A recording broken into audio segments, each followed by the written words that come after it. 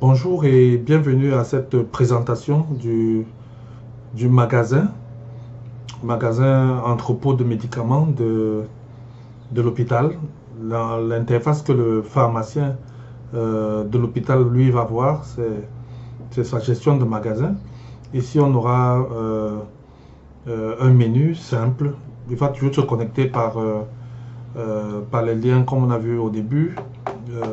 L'interface ici, c'est il peut livrer, on va appeler ça une vente, il peut livrer des médicaments à des clients directement à partir du magasin. Ce n'est pas une fonctionnalité actuelle du système de gestion du magasin d'Ebolova, mais il peut arriver, il arrivera certainement qu'il y ait des livraisons qui partent directement du magasin. Exemple, si on lance une campagne, on a besoin de prendre des médicaments pour aller faire cette campagne dans un village ou dans un coin ou lors d'un projet. On ne prendra pas à la dispensation, mais on prendra directement au magasin. Donc là, il y aura une livraison directement au client qui est différente de la vente, puisque la vente se fait au niveau de la dispensation. Et donc ici, le pharmacien peut envoyer des médicaments directement à la dispensation et la dispensation va observer ces médicaments qui arrivent comme étant des factures qu'il doit valider pour mettre à jour son propre stock là-bas. Donc il y aura la gestion des livraisons des clients, il y aura les factures fournisseurs parce que le magasin s'approvisionne auprès des fournisseurs qui sont des grossistes.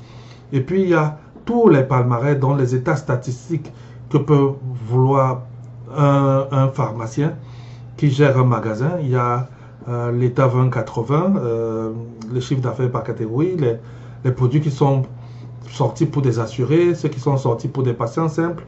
Un assuré aussi peut demander qu'on lui sorte les produits qui sont arrivés chez lui, ainsi de suite, ainsi de suite.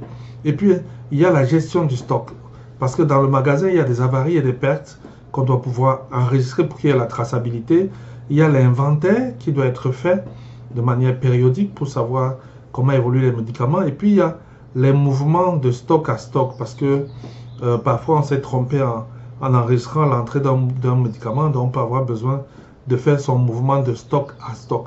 Et puis, il y a la fiche article, parce qu'il doit pouvoir consulter les produits, il doit pouvoir changer un certain nombre d'informations sur les produits, il doit même pouvoir consulter les produits.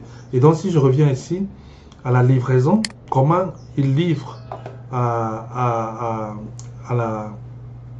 comment il livre les médicaments à la dispensation, on verra ça la prochaine fois, mais on voit que c'est un écran comme celui-ci qui sera disposé, et dans cet écran, il y a ce qu'on appelle les lignes de produits qu'il a livrés, qui sont là, sont de Gaxansodine, c'est un exemple qu'on a pris. On fera un exemple complet de livraison à la dispensation des médicaments. Et puis il y a les achats qui sont faits chez le fournisseur qu'on appelle le grossiste. Le magasin de la pharmacie a besoin d'enregistrer ces informations à son niveau pour que le stock soit aussi mis à jour. Et puis on a dit il y a l'inventaire qui est aussi une opération importante qu'on aura aussi à faire. On présentera chaque fonctionnalité à part. Donc c'était pour montrer globalement l'interface du magasin entrepôt. On répète encore une fois de plus qu'il faut travailler uniquement, s'il vous plaît, avec votre mot de passe et changez-le aussi régulièrement possible. Et n'oubliez pas, quand vous finissez de travailler, il faut vous déconnecter tout simplement. Bonne journée.